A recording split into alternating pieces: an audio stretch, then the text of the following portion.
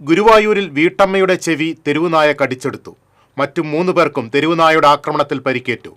തൈക്കാട് പള്ളി റോഡിൽ കുന്നത്ത് വഹീദയുടെ ഇടതു ചെവിയുടെ ഒരു ഭാഗമാണ് തെരുവുനായ ആക്രമണത്തിൽ നഷ്ടമായത്.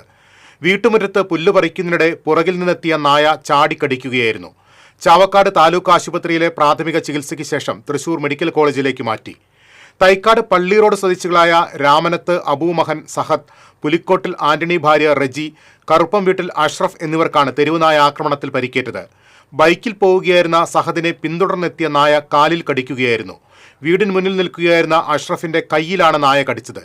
മേഖലയിൽ തെരുവുനായ ശല്യം രൂക്ഷമാണെന്ന് നാട്ടുകാർ പറഞ്ഞു. കഴിഞ്ഞ ദിവസം സൈക്കിളിൽ പോയിരുന്ന തമിഴ്നാട് സ്വദേശിക്ക് തെരുവുനായയുടെ കടിയേറ്റിരുന്നു. മേഖലയിൽ അടുത്ത ദിവസങ്ങളിലായി 3 തെരുവുനായ്ക്കൾ പേവിഷ ലക്ഷണത്തോടെ ചത്തിരുന്നതായി നാട്ടുകാർ പറഞ്ഞു. പേപിടിച്ച നായയെ എത്രയും പെട്ടെന്ന് പിടികൂടി നാട്ടുകാരുടെ സുരക്ഷിതത്വം ഉറപ്പുവരുത്തണമെന്നും പരിക്കേറ്റവർക്ക് അടിയന്തര സാമ്പത്തിക സഹായം നൽകണമെന്നും നഗരസഭാ പ്രതിപക്ഷ നേതാവ് KP ഉദയൻ ആവശ്യപ്പെട്ടു.